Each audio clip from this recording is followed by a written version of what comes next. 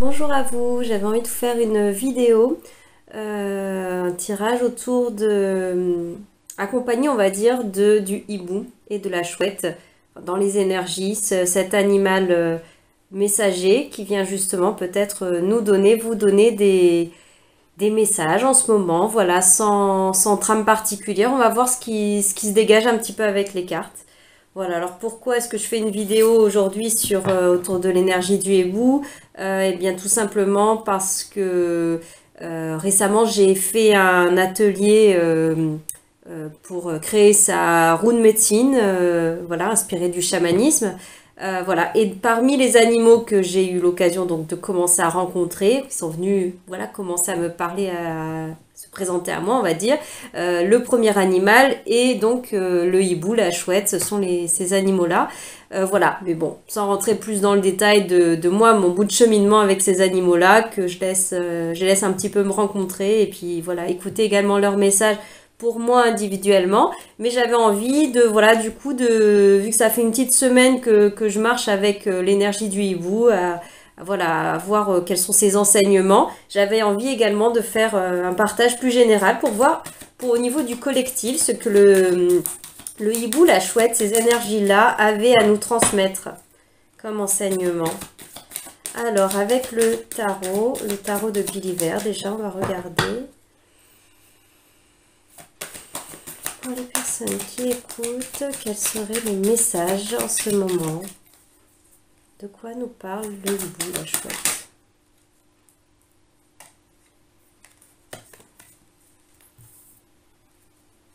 Tempérance.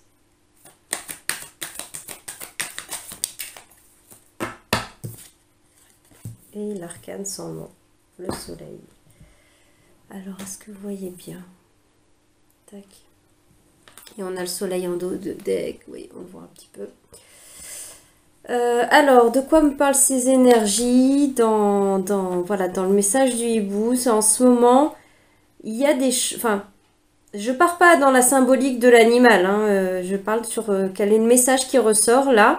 On nous parle beaucoup du temps pour moi là, de la temporalité, le rapport au temps. Et notamment avec tempérance, enfin, on a cette idée de lenteur, mais de choses qui se font, enfin un mouvement assez calme, assez lent.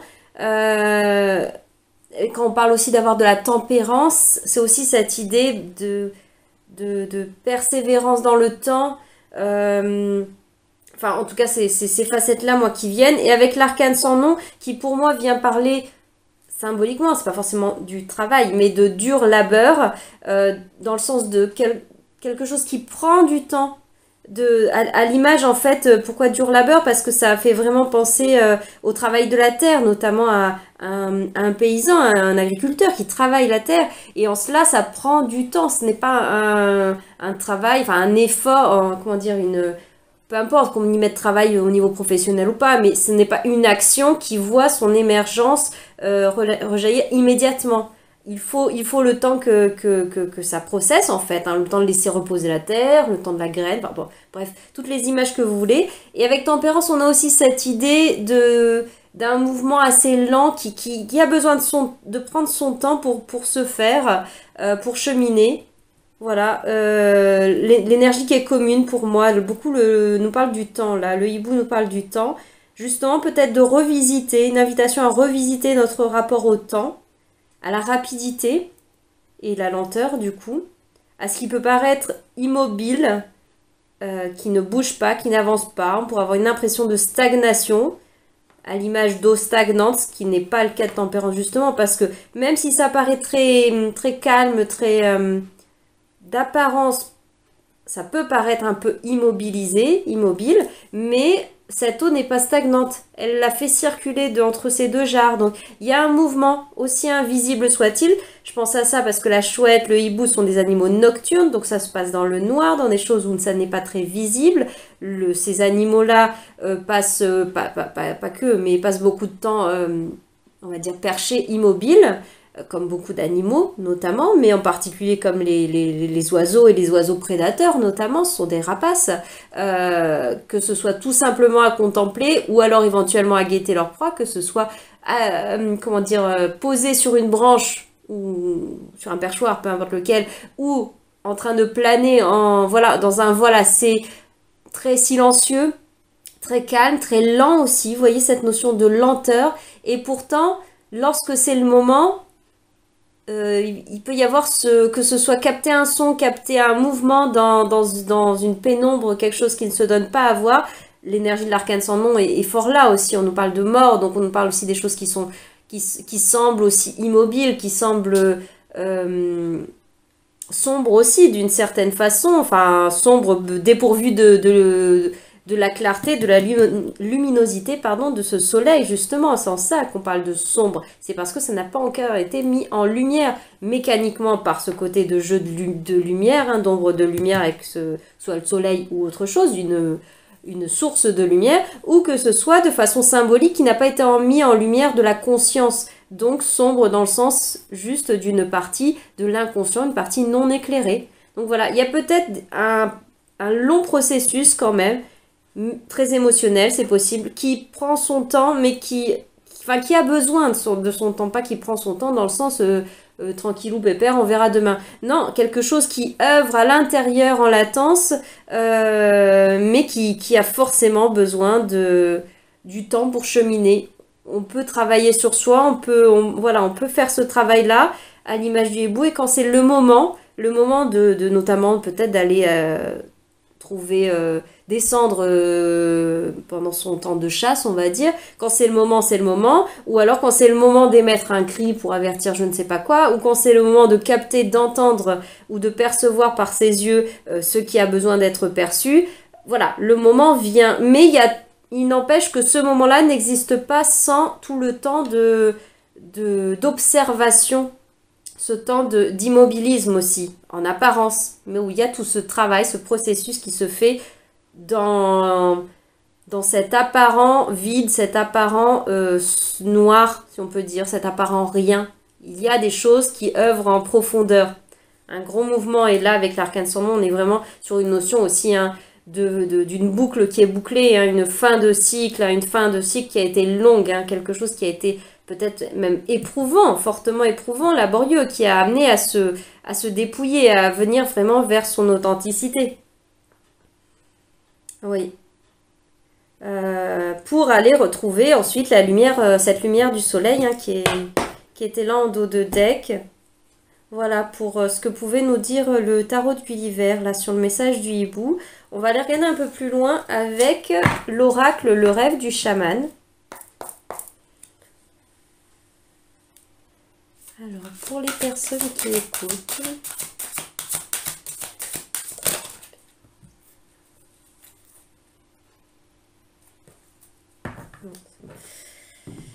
La traversée, rite de passage.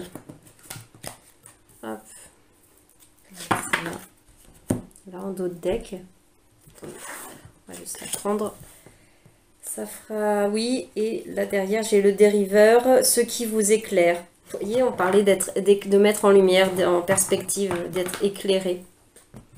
Et le dériveur nous parle aussi, là bon attendez avant que j'arrive à vous parler de celle-ci, mais du coup la carte qui se donne à voir, qui porte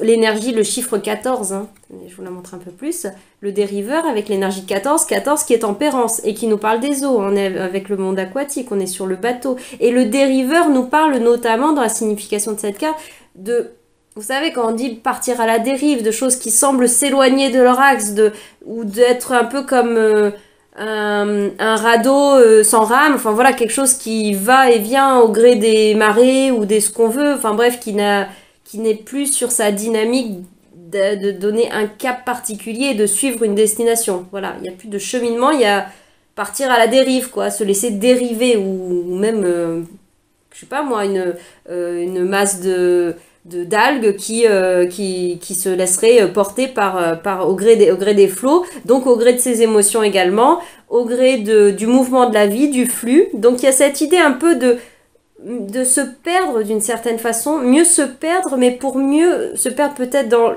la partie un peu non éclairées dont on parlait, nos ombres, notre partie sombre, donc comme je vous en parlais, de cette partie qui ne fait pas partie de notre pleine conscience, hein, le principe de pleine conscience, le soleil c'est ça, notre principe de pleine conscience, ce qu'on perçoit, ouais, ce dont on a conscience tout simplement, il n'y a pas besoin de dire autrement, contrairement à ce qui, dans un premier temps, enfin à un certain moment, est encore dans une partie non éclairée de la lumière de la conscience, de la lumière du soleil, donc qui est dans notre partie inconsciente. Et là, donc, parfois, il faut en passer par le fait de un peu dériver, se laisser porter sans but précis, ou alors avoir décroché d'une quête, enfin de savoir où on va et pouvoir paraître de prime abord comme un peu sans itinéraire, sans cap, sans but soi-même, on peut se le dire, hein. Mais Tempérance nous parle, nous dit que il y a un travail de profondeur, hein, avec l'arcane sans nom, un travail de profondeur sur les émotions, sur la pacification des émotions, voilà, avec tout ce domaine de l'eau, il y a cette idée dont je vous parlais avec l'immobiliste. Ça peut paraître comme, enfin, dérivé, il y a un mouvement, mais comme dans l'idée d'être à la dérive où on n'a pas de but, il y a du rien, il y a du non-sens. Je vous parle beaucoup du vide, du sombre, du noir, du rien, en fait, dans tout ça. Il peut pas y avoir une sorte de rien apparent, mais en fait, qui est très constructif parce qu'il est en train d'opérer le changement à l'intérieur, dans les profondeurs. Et j'en viens à cette carte-là. Et c'est en ça que peut-être en ce moment, où ce passage-là est une traversée. On en vient à cette carte. La traversée, c'est un rite de passage. Et c'est d'autant plus fort cette idée de rite de passage avec la mort. La mort est une mort symbolique, c'est un rite de passage, c'est mourir à soi-même pour renaître à soi-même, pour renaître à l'être nouveau qui en découle du cheminement du cycle précédent qui a été œuvré. Alors je sais que tout ce que je dis là est très pas très terre à terre, concret. Je vous parle pas d'exemples précis, professionnels, sentimental, etc. Là, c'est plus des énergies, voilà, des tendances comme ça, des mouvements intérieurs aussi. Alors, vous voyez, si la vidéo vous parle, ça vous parlera et vous écouterez certainement la suite. Voilà, mais ça n'est pas du coup comment dire, un tirage qui se veut pratico-pratique. De toute façon, c'est rarement ce genre de tirage, c'est pas trop le rapport aux cartes que j'aime avoir, même si c'est aussi tout à fait faisable, hein. Les cartes nous permettent d'aller dans quelque chose de plus concret, mais bon là voilà, c'est juste petite parenthèse que je ferme tout de suite pour vous dire voilà que c'est en effet très, très énergétique, hein, très conceptuel, mais pas dans l'idée que c'est dénué de sens, enfin ça ne vient pas s'impliquer dans votre matière, mais c'est que moi je parle de façon symbolique, conceptuelle, énergétique, et à vous de voir dans quelle mesure ça vous parle dans vos énergies à vous, dans votre matière, dans la forme que cela prend dans votre vie. C'est pour ça, voilà, je vous parle pas de la forme, parce que la forme, elle est vôtre, elle est propre à chacun. Toutes les personnes qui écoutent cette vidéo auront une forme propre à eux, une forme différente de la forme de l'autre, des autres qui écouteront cette vidéo. Moi, je vous parle du mouvement énergétique qui sous-tend tout ça, dans lequel vous pouvez éventuellement vous reconnaître, sentir, voilà, si ça vous parle. Donc voilà, j'en reviens à ce rite de passage, parce qu'avec cette mort, c'est un rite de passage, c'est le processus de deuil, et tout ça est très ritualisé, c'est un processus, donc oui, donc il y a vraiment, dans le sens de processus, c'est que on passe d'un état à un autre, c'est en ça que c'est un passage, on chemine, et le passage n'est pas un instantané, c'est pas en une fraction de seconde on est passé, non, c'est un temps, et on vous parle d'une temporalité, un espace-temps de transmutation intérieure notamment, qui passe aussi par le fait de faire remonter des choses de l'inconscient vers la conscience pour mieux les voir, pour mieux en les voyant, on les comprend mieux, mais au-delà de juste les comprendre, on les comprend mieux. Le but qui vient derrière ça, c'est la guérison. On les guérit mieux puisqu'on les a vus, et donc comme on les a conscientisés, on peut choisir ensuite, ou choisir de le faire ou de ne pas le faire, éventuellement, ce travail ensuite émotionnel de guérison et énergétique, mais voilà, qui peut permettre de clore des dossiers, qui peut permettre de finaliser, de dire au revoir à des énergies du passé qu'on n'a plus envie d'emmener avec nous, ou envie ou pas envie, même si on en aura envie, j'ai envie de dire, peu importe, la question c'est, ça n'est plus le temps, ça n'est plus le moment de voilà, il y a des choses qui n'ont plus leur place, leur espace dans nos vies, dans vos vies. Voilà, si vous voyez si ça évoque quelque chose pour vous. Donc on avait cette carte de la traversée avec l'énergie du 54 qui nous amène sur le 9. Et le 9, c'est l'ermite. L'ermite qui était en dos de deck du tarot de Marseille, du tarot de Gulliver avant que tout début là, de la vidéo, avant que je batte les cartes. Et cet ermite nous parle de la lenteur, nous parle de prendre le temps de rentrer dans la grotte symboliquement, mais ensuite pour ensuite ressortir de la grotte. Donc il allait dans la grotte pour se rencontrer. Et avec le hibou, c'est tellement cohérent. On est sur ces énergies de sagesse, de lenteur, d'obscurité aussi, puisque rentrer dans la grotte et ensuite il rentre dans la grotte pour mieux y voir clair finalement, c'est tout le paradoxe. Et cet animal est un animal qui voit dans la nuit, ou qui a des yeux en tout cas qui captent énormément ce qui se passe dans le temps de la nuit, donc autrement dit avec très très peu de lumière.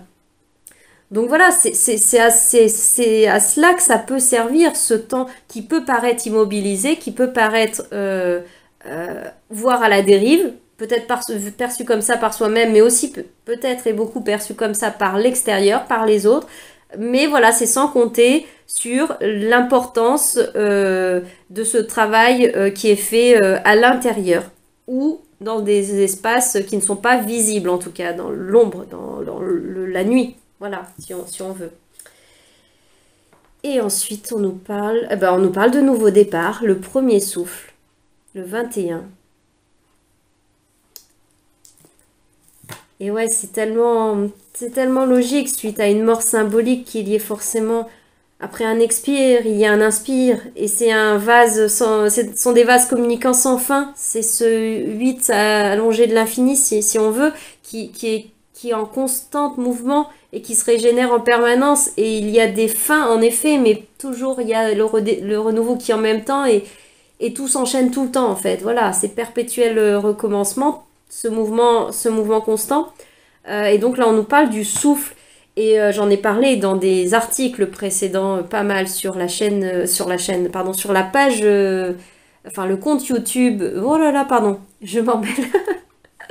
C'est peut-être parce que je sais plus où si j'en ai parlé en vidéo ou en article, mais en tout cas j'en ai fait des articles, oui, qui découlaient d'une vidéo, c'est pour ça que je m'en mêle. Donc il y avait cette vidéo, il me semble, la vidéo sur la lune, mais je suis plus sûre si c'était celle sur la lune ou celle sur un coup de spleen, voilà, un petit coup de blues, puisque j'ai fait ces vidéos dans un espace-temps assez court, assez rapproché, donc honnêtement je ne sais plus, c'est sur une de ces 2 dernières vidéos où j'en parlais, et ce qui m'avait amené à parler de l'énergie du poumon, le souffle, la respiration qui était très présente, cette énergie. Et donc je vous ai fait aussi un article ensuite, là sur Facebook, j'en viens, donc sur le groupe Le Chemin vers Soi, donc la chaîne Paris Dolly Declos pour YouTube, et le groupe qui s'appelle Le Chemin vers Soi. Vous avez toutes les infos dans le petit descriptif, là en dessous de la vidéo, juste en dessous du titre, plus ou moins de la fenêtre vidéo, vous pouvez dérouler tout le contenu, et vous avez accès à ces liens vers le Facebook, et puis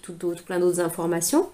Voilà, donc je parlais énormément du souffle, du poumon, donc le hibou nous rappelle cela, et peut-être que sans le savoir, il était déjà un petit peu en train de me souffler des choses à l'oreille, alors même que je n'avais pas encore fait cet atelier, cette rencontre avec ces énergies de chouette et de hibou. Voilà, bref, toujours est-il que le hibou, la chouette sont là avec moi depuis longtemps, même si je n'avais pas encore plongé plus que ça avec cet atelier là dans sa symbolique, ces messages, et voilà, maintenant ce travail avec eux que je fais depuis un petit moment. Donc j'en reviens à cette carte du souffle qui nous est montrée, qui pour moi tout simplement, je vais pas tout redétailler, mais qui nous renvoie aux vidéos précédentes, enfin, ou au message en tout cas dans le texte, mais qui nous renvoie à tout ce dont je vous parlais sur ces précédents tirages, dans l'énergie cette énergie d'air, d'inspiration. Et d'ailleurs, en fait, oui, c'était complètement présent, puisque on parlait du fait que pour les poumons respirer, il faut laisser de l'espace à l'intérieur de soi. C'est un espace pour que de l'air rentre. Il a fallu que l'air qui ne nous sert plus dans l'expire sorte. Et ensuite, il y a l'inspire. Et l'inspiration, c'est au-delà de la respiration mécanique, on va dire, littéralement, être inspiré, se laisser inspirer, laisser descendre des énergies ou une énergie créative, peu importe l'énergie, hein, que ce soit spirituelle, de l'intuition de quoi je parlais juste avant, ou créatif, artistique, j'ai envie de dire, l'inspiration, avoir l'inspiration. Pour ça, il faut laisser de la place au vide, il faut laisser de la place au silence aussi, hein. Le hibou nous en parle beaucoup, hein. Le silence, une forme de pacification émotionnelle, et aussi le temps, hein, l'espace-temps, la patience qui permet de faire ce chemin, ce temps de transition, ce temps de transmutation, de passer le temps de chrysalide, hein, pour prendre l'image du papillon, hein, de la chenille au papillon. Il y a le temps de chrysalide, mais qui amène vers ce premier souffle, mais un premier souffle, et c'est le 21, un premier souffle qui n'est pas le tout premier souffle, on va dire, au niveau de l'énergie de l'âme, hein, qui est un peu, ou même de cette incarnation. C'est un nouveau souffle dans une même incarnation, mais c'est votre, comme on pourrait dire, votre nouvelle vie, plusieurs vies dans une vie, parce qu'on a l'énergie du 21. Le 21, c'est le monde, donc c'est la dernière arcane majeure du tarot de Marseille, et donc elle nous parle du moment d'aboutissement, d'un accomplissement, littéralement, je vous parlais qu'il y avait déjà une énergie un peu de fin de cycle, hein, on est beaucoup avec ça, avec le 13, l'arcane sans nom, mais avec le monde, on y est encore plus. Là, il y a un cheminement, notamment au niveau de l'âme, qui a été beaucoup œuvré et qui vient à son terme, en tout cas sur un enseignement. Alors, pour finir sur cette vidéo qui a été toute entrecoupée, pourquoi? Parce que je n'avais plus de place, je n'avais plus d'espace sur mon téléphone, la mémoire était pleine.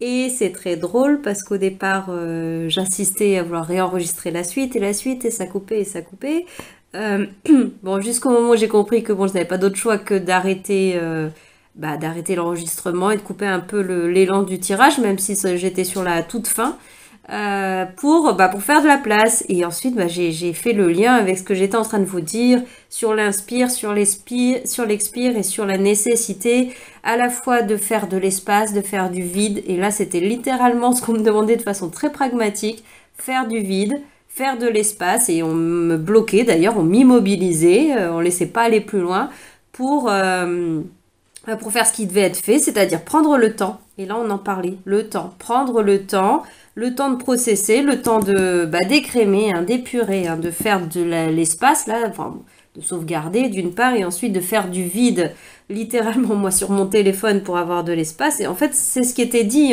tout à l'heure. Donc, voilà, je vous disais que c'était très énergétique et pas forcément très, entre guillemets, terre à terre, appliqué. Je vous donnez pas forcément, en tout cas dans vos vies, des formes appliquées, mais là, moi, je l'ai eu à vivre directement. Là, on m'a fait plus qu'un clin d'œil, un pied de nez, pour me montrer que ce dont je parlais là, très concrètement, voilà, c'est venu en même temps sur l'énergie du tirage. Voilà, micro point terminé. Je vais quand même vous parler de cette dernière carte, hein, que j'ai pris en conclusion pour terminer cette vidéo autour des messages que pouvait nous donner le hibou, la chouette, ces animaux-là.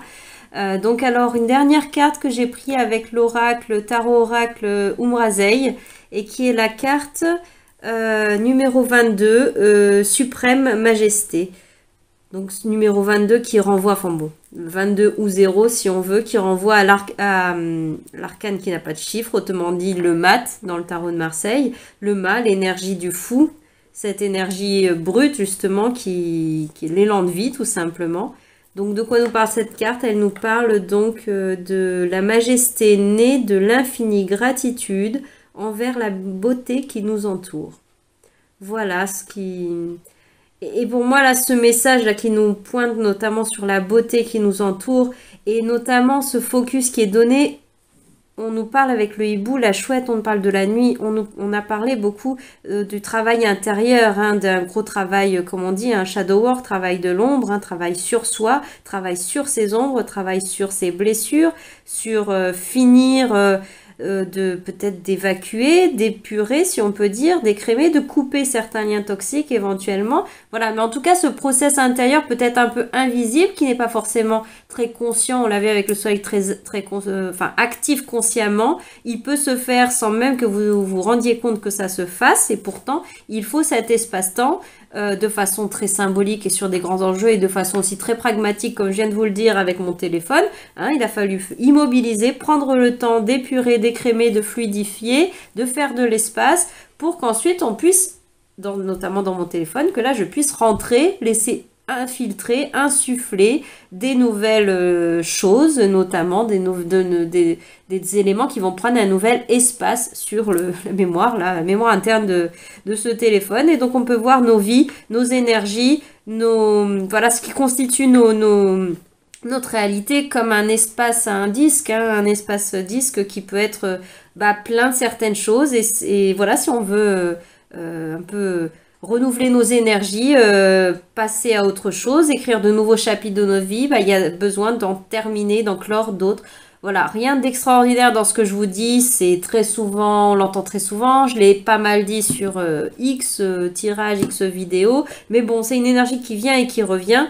Parfois, ça donne l'impression qu'on dit toujours la même chose, mais bon, c'est que c'est très très très présent, hein. On boucle des boucles en ce moment.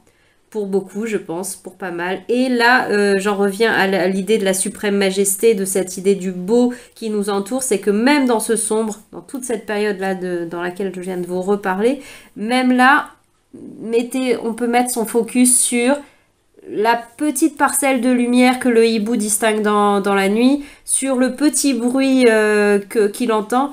Affinons nos perceptions, et notamment comme si on faisait un réglage, comme si nos sens, notamment la vue, l'ouïe, enfin voilà, nos sens, et nos sens, on pouvait les régler, les paramétrer si on veut, pour reprendre un peu les métaphores téléphone, informatique, matériel, si on les paramétrait pour qu'ils voient davantage le beau dans le sens de la contemplation du quotidien, et on parle de l'énergie de la gratitude, hein.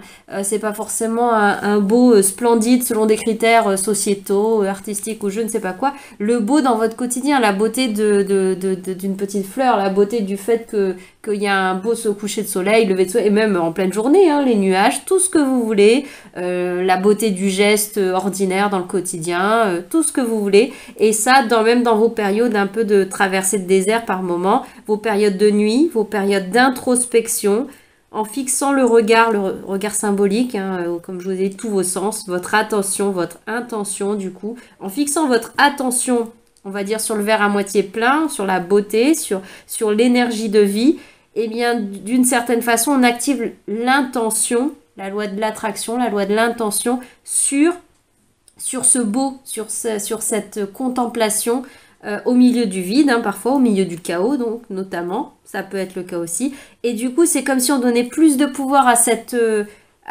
beauté, ou on pourrait dire à cette perception de lumière, ou à ce mouvement dans la nuit qui est en train d'émerger. Et de là, du coup, vous allez, dans votre vie, dans votre disque dur interne, mettre la place, comme si vous donnez votre accord pour que ce soit ça qui prenne plus de place. Et en le regardant davantage, vous augmentez sa puissance et il prend donc plus de place. Et pour ça, il a fallu, je le dis, et je vais le dire en conclusion parce que je ne vais pas me répéter, il faut laisser de l'espace, il faut faire du vide pour que la nouvelle inspiration, insufflée également de beauté, d'une beauté qui vous touche l'âme, de la beauté qui vous est propre, hein. On s'est bien compris, je pense. Voilà, pour qu'elle puisse prendre place, eh bien, il faut de la place, il faut de l'espace. Autrement dit, il faut évacuer certaines choses. Voilà, tout simplement pour cette vidéo. Enfin, tout simplement, au début, je me suis dit, oh là là, quand j'ai vu que ça coupait, je me suis dit, qu'est-ce qui se passe? Ça bloque, ça veut pas s'enregistrer. Il y a quelque chose qui ne doit pas se faire. Et non, en fait, non, ça venait illustrer dans les faits, dans la matière, dans moi, mon ordinaire, et vous le verrez donc forcément au montage de cette vidéo, un petit peu coupé, hachuré, avec en plus un cadrage qui va peut-être un petit peu bouger, puisque, bon voilà, hein, au passage, j'ai fallu bouger un petit peu l'espace, donc forcément, voilà, ça vient illustrer les choses, c'est pas pour rien, c'était pas des erreurs, ça vient démontrer, parce qu'en fait, les choses ne sont pas séparées, c'est pas le monde de l'énergie, le monde de l'absolu, le monde de l'abstrait, du conceptuel, et versus, mais opposé à la matière, le concret, la vie ordinaire, etc. Non, en fait, c'est les deux en même temps, sauf qu'on ne voit pas forcément les passerelles, mais ce sont les deux. Voilà. Bon, j'en dis pas plus, je vous laisse. Vous pouvez bien sûr regarder d'autres vidéos sur la chaîne si elles vous inspirent. En particulier, là, le hibou nous le rappelait, en particulier les 2 dernières vidéos, et à mon avis, c'est plutôt celle de la Lune, si ma mémoire est plutôt bonne. Voilà, bon, ça vous empêche pas de regarder aussi. Et si ce côté traversé d'une zone un peu de nuit, un peu d'ombre, on peut parler des fois de nuit noire de l'âme, pourquoi pas. Et des fois, c'est des micros, hein, c'est plutôt juste un petit coup de spleen. Et c'est pour ça que j'en viens à regarder cette vidéo aussi qui peut permettre d'approfondir pourquoi des fois on a un coup de vague à l'âme et qu'on comprend pas trop le pourquoi du comment. Voilà, celle-ci de vidéo pourra peut-être faire écho, intemporelle, mais pourra peut-être faire écho à aussi ces énergies d'apparente dérive là, le dériveur, hein, mais qui pourtant traverser un peu du désert ou de l'ombre, on prend les métaphores qu'on veut, mais qui sont là pour nous amener à nous rencontrer nous-mêmes et à trouver de la clarté. Voilà, en nous, la clarté de notre conscience. Et là, avec cette lumière aussi jaune, hein, on nous en parle d'une certaine façon également. Voilà, vous pouvez donc regarder d'autres vidéos, vous pouvez découvrir en dessous là, de cette vidéo, dans le texte, détail, descriptif, vous avez donc les liens vers le groupe Facebook, Le Chemin vers Soi, le compte Paris de Lit de Clos qui existe également. Voilà, et je vous retrouve bientôt par écrit, par ici, par vidéo, par là. Voilà, ou peut-être en présentiel pour certains, certaines, puisque je vais démarrer des cercles de pratique, voilà, très bientôt. Ça démarre voilà, en octobre et d'autres dates en novembre. À bientôt!